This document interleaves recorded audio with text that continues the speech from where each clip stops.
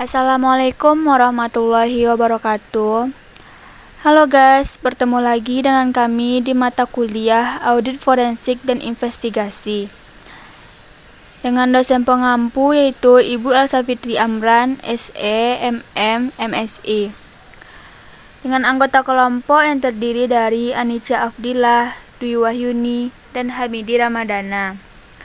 Di kesempatan kali ini kami akan menjelaskan sedikit tentang fraud. Fraud menurut KBBI adalah tidak jujur, tidak lurus hati, tidak adil, mencurangi dan berbuat curang kepada seseorang, menipu, mengakali, ketidakjujuran atau keculasan.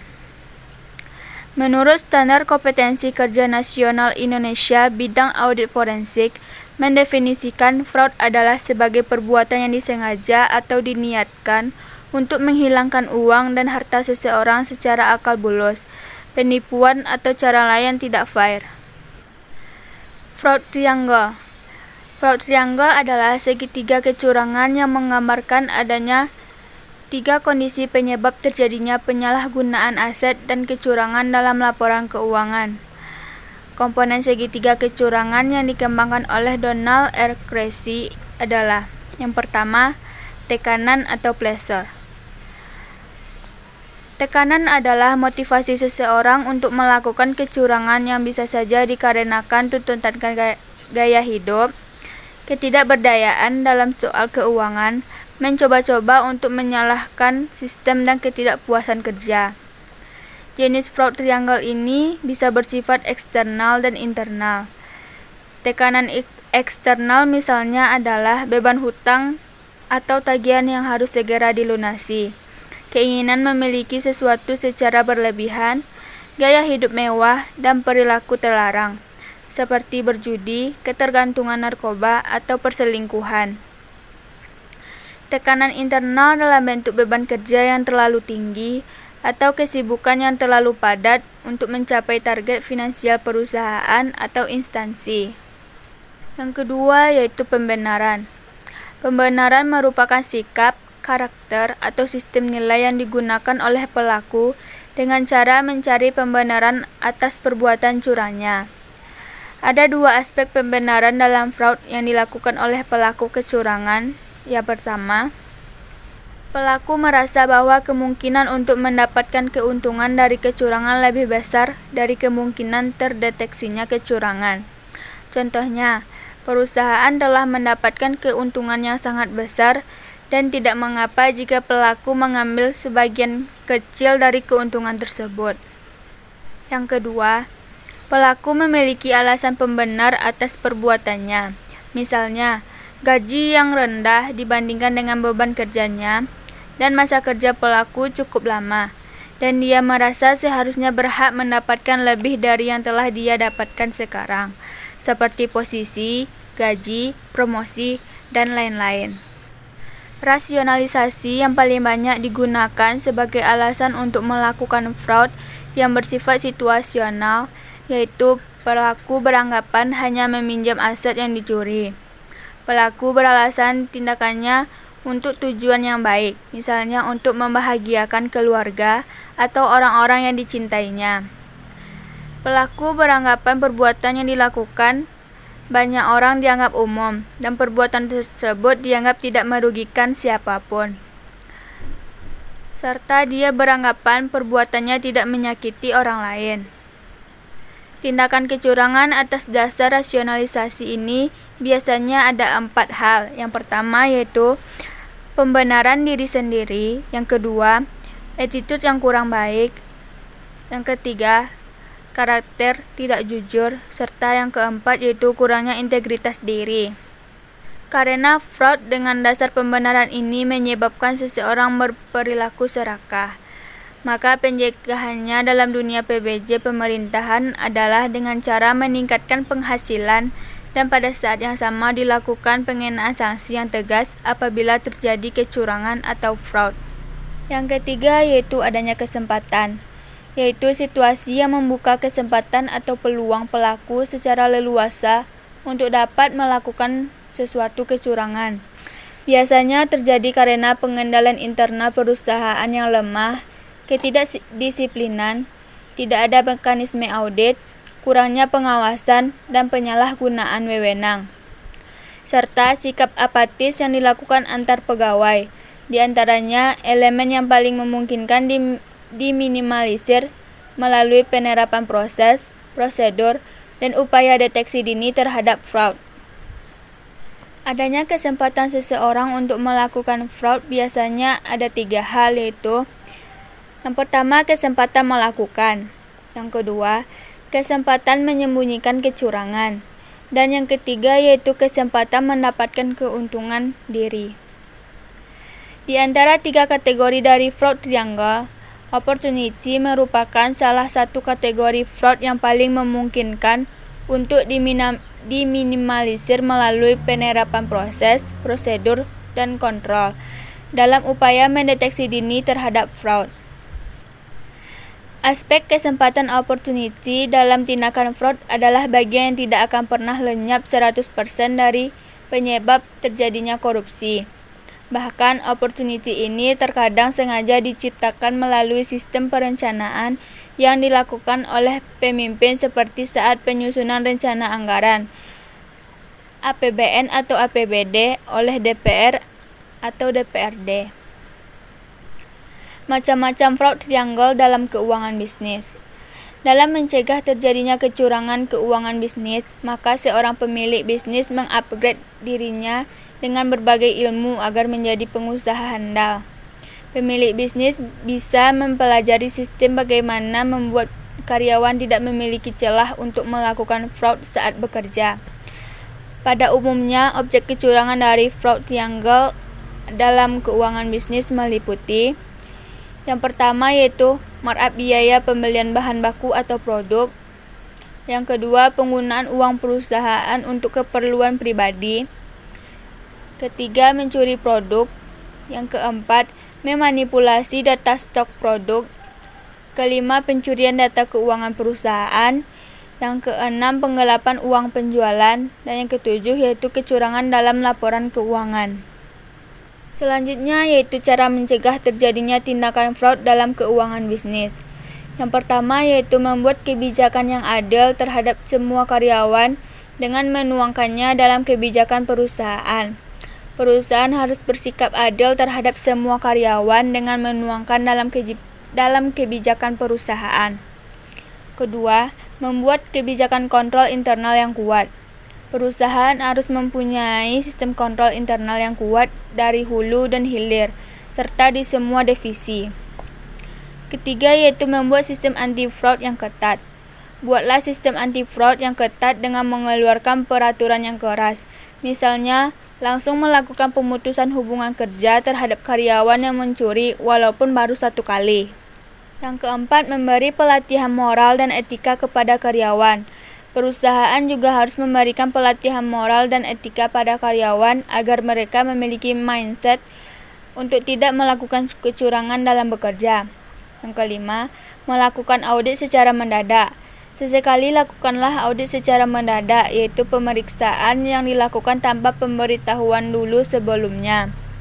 Tujuannya agar tidak ada persiapan dari karyawan sehingga kinerja sebenarnya dari karyawan bisa dilihat apa adanya tanpa rekayasa terlebih dahulu. Selanjutnya yaitu gunakan software akuntansi untuk membantu mengelola keuangan.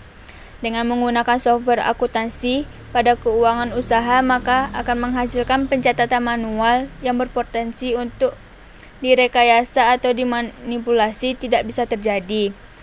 Karena software terdiri dari program dengan memberikan output dan input yang dilakukan sehingga bisa menjaga dari kecurangan dalam memproses data keuangan perusahaan.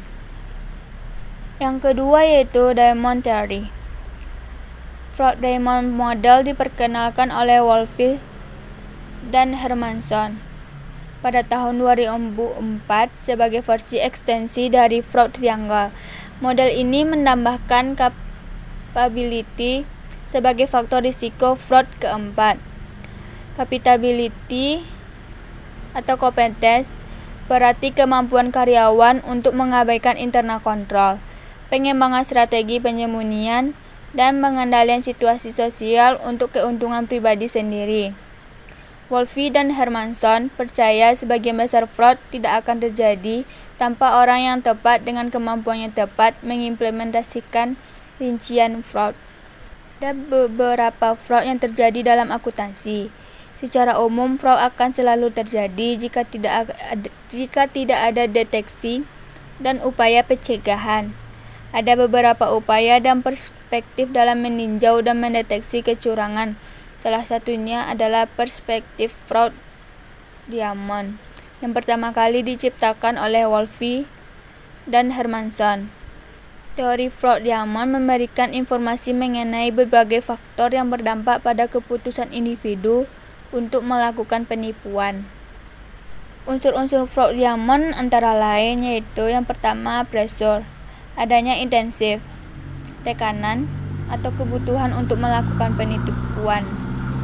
Yang kedua opportunity, yaitu situasi yang membuka peluang untuk memungkinkan fraud. Yang ketiga rationalization, yang merupakan sikap atau karakter yang menyebabkan individu melakukan fraud secara rasional yang memungkinkan mereka tidak secara sadar dan sengaja melakukan tindakan tidak jujur.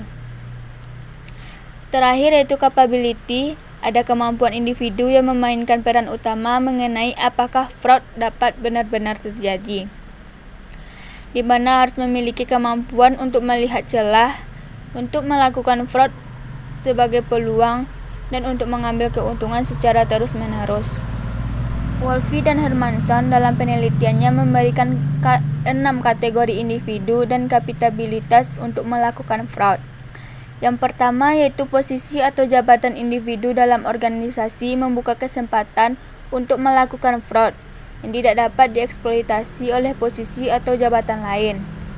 Yang kedua, individu yang cukup ahli untuk memahami dan mengeksploitasi kelemahan pengendalian internal serta menggunakan posisi, jabatan, atau akses otorisasi bagi keuntungan terbesar individu tersebut. Yang ketiga, individu yang memiliki ego dan tingkat percaya diri tinggi bahwa mereka tidak akan terdeteksi, atau individu yang dapat dengan mudah bernegosiasi untuk keluar dari masalah jika ketahuan. Selanjutnya yaitu individu yang sukses melakukan fraud merupakan individu yang dapat memaksa orang lain untuk melakukan atau menutupi tindakan fraud. Yang kelima yaitu individu yang sukses melakukan fraud dapat berbohong secara efektif dan konsisten. Terakhir yaitu individu yang sukses melakukan fraud dapat mengendalikan stres dengan sangat baik. Baiklah, saya Hamidi Ramadana, NIM 18.38 akan melanjutkan pada materi pentagon teori. Prowess, fraud, pentagon teori. Teori terbarukan yang mengupas lebih mendalam mengenai faktor-faktor pemicu fraud adalah teori fraud pentagon.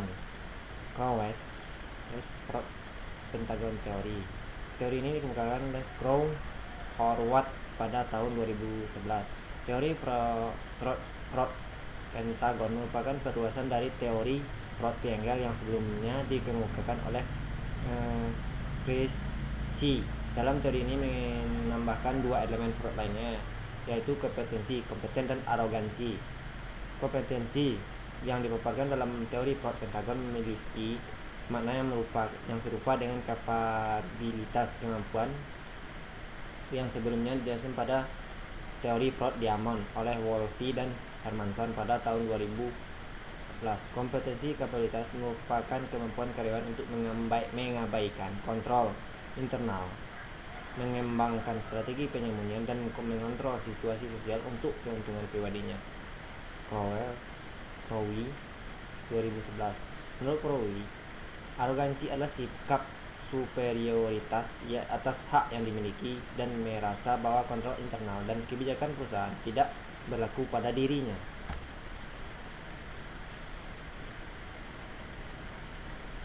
Gone teori, teori Gone.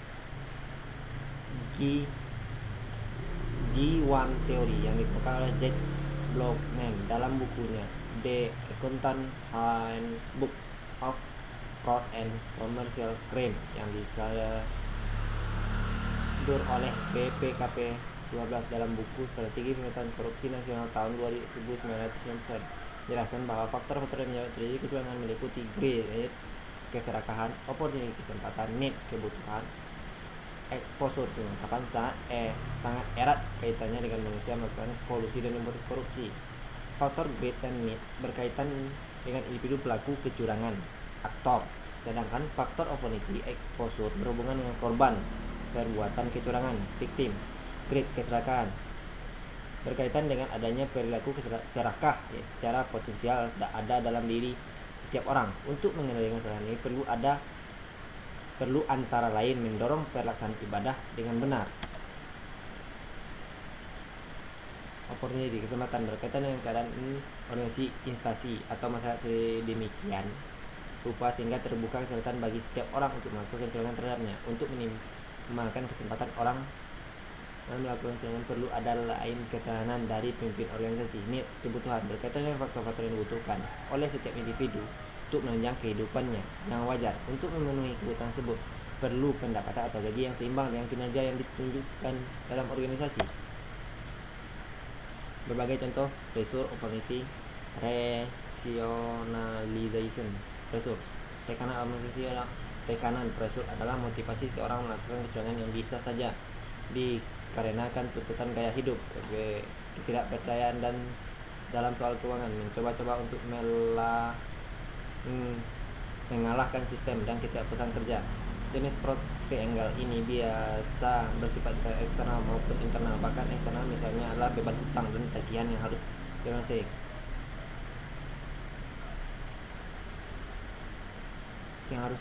Keinginan memiliki suatu secara berlebihan, kecelakaan, gaya hidup mewah dan perilaku terlarang, berjudi, keterangan narkoba dan perselingkuhan.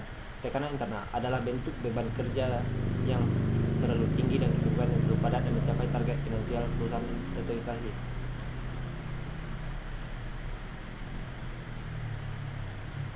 Fraud adalah kecurangan dalam dunia pengadaan barang atau jasa, bisa saja dilakukan pelaku UPJBJ. Pengadaan barang atau jasa mendapat tekanan dari atasan atau pihak lain yang mengeluarkan uang dari proses tender proyek secara tidak benar. Atasan atau pihak lain memberikan tekanan kepada pelaku PBJ pemerintahan mungkin guna pengembalian ongkos politik yang cukup besar saat pemilu. Pencegahan terjadinya kecurangan dilakukan oleh faktor tekanan tersebut adalah dengan dalam memiliki ekosistem pengadaan dan integrasi pelaku PBJ pemerintahan secara bersama-sama. Rationalization atau rasionalisasi merupakan sikap orang kerja atau sistem nilai yang digunakan oleh pelaku dengan cara mencari pembenaran dan perbuatan curang. Ada dua aspek pembenaran dalam fraud yang dilakukan oleh pelaku kecurangan, yaitu pelaku merasa bahwa kemungkinan untuk mendapatkan keuntungan dari kecurangan lebih besar dari kemungkinan terjadinya kecurangan. Contohnya, perusahaan telah keuntungan yang sangat besar dan tidak mengapa jika perlu mengambil bagian sedikit yang tersebut. Pelaku memiliki alasan kebenaran atas perbuatannya. Jika gaji yang rendah dibandingkan dengan beban kerjanya, masa kerja pelaku sudah tidak merasa seharusnya berhak mendapatkan lebih dari yang telah dia dapatkan sekarang, meski gaji, jabatan, promosi dan lain-lain sebagainya. Rasionalisasi yang paling banyak digunakan sebagai alasan dalam fraud bersifat situasi seperti di bawah ini. I'm only borrowing the money I buy back. Aku menganggap bahwa hanya meminjam aset yang dicuri. It's for good purpose, yang mana alasan tindakan untuk tujuan baik, misalnya membagikan keluarga atau orang lain cintainya. Everyone does it. Perbuatan dilakukan oleh banyak orang secara bersama-sama dianggap dengan perbuatan tersebut dianggap tidak merugikan siapapun.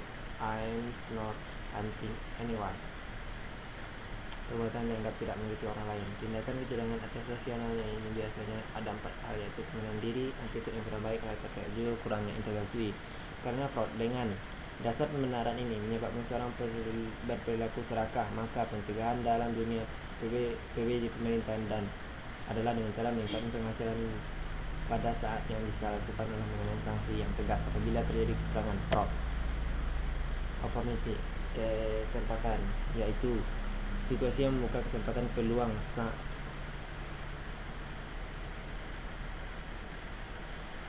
berlaku secara leluasa untuk dapat melakukan suatu kecurangan. Biasanya terjadi karena pengendalian internet pesanan lemah, kerja Ismail tidak mekanisme audit, kurangnya pengawasan dan penyalahgunaan wewenang serta sikap apatis kemampuan pegawai. Di antara elemen fraud diamond yang lainnya, opportunity merupakan elemen yang paling memungkinkan diminimalisir melalui penerapan proses prosedur dan upaya deteksi dini terhadap fraud. Tindakan fraud atas dasar kesempatan bisa terjadi karena peraturan atau SOP yang lemah, pengendalian internal lemah dan berjalan tidak semestinya, kepercayaan berlebihan, atau tidak adanya pemilihan kewenangan yang baik. Pencegahan terjadi fraud opportunity pada PBJ pemerintahan telah dilakukan dengan berbagai peraturan secara keseimbangan dan otomatis melakukan pengenalan mulai dari pengenalan tender secara elektronik,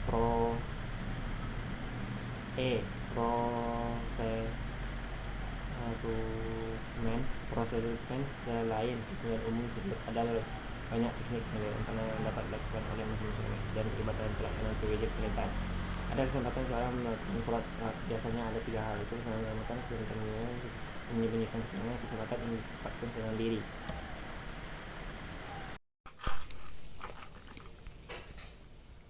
Selanjutnya yaitu fraud axiom. Fraud axiom adalah suatu pernyataan atau proposition yang tidak dibuktikan atau tidak diperagakan dan dianggap sudah jelas dengan sendirinya atau self-evident. Aksiom atau aksioma merupakan titik tolak untuk menarik kesimpulan tentang suatu kebenaran yang harus dibuktikan. Proposisi dasar ACFI, Association of Certified Fraud Examiner, mengenai kecurangan yang perlu diperhatikan akuntan forensik sebagai investigator. Dalam fraud axiom ini dibagi menjadi 3 bagian, yaitu yang satu, aksioma 1 atau fraud is hidden. Sifat perbuatan fraud ini adalah tersembunyi. Fraud mengandung tipuan untuk menyembunyikan apa yang sesungguhnya terjadi. 2. Aksiom 2, reverse fraud. Aksioma fraud 2 adalah pemeriksaan fraud didekati dari 2 cara.